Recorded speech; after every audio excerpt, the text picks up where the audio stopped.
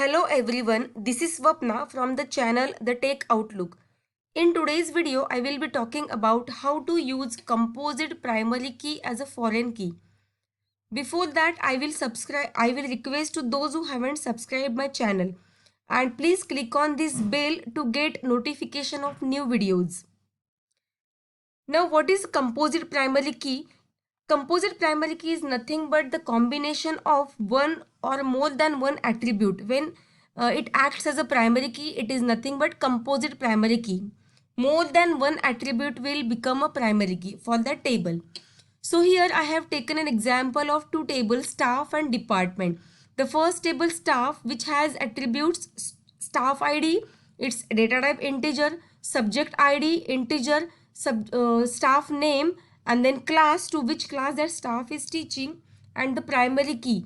Staff ID and subject ID is whole acting as a primary key for staff table. That is nothing but composite primary key for staff table. And if we create second table, department table has did integer data type, is acting as a primary key, simple primary key.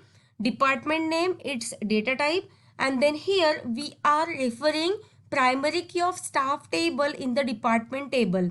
And when we refer primary key of one table in another table, that time that key is acting as a foreign key, right? That it means here what we are doing, we are referring primary key of staff table. And what is the primary key of staff table? STID, that is nothing but staff ID and subject ID. So when we refer that primary key in the department table, this is syntax.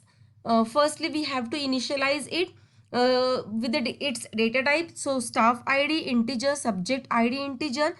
Then we use foreign key, and then into bracket we write the name of that primary key which is acting as a primary key in the first table. So stid comma sub id whole is acting as a primary key for staff table.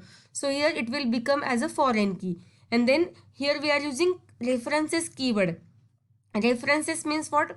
We are referring stid and sub id from the staff table. So references staff, and again into bracket stid staff id comma subject id. This is the syntax to write foreign key constraint, and that syntax I already have explained in my earlier videos. You can refer that video, primary key and foreign key.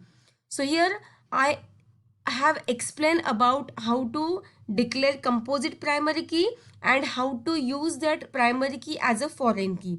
In my next video, I will show you the practical implementation of composite primary key when it acts as a foreign key in another table. Thank you so much for watching my video. Please do subscribe it. Thank you.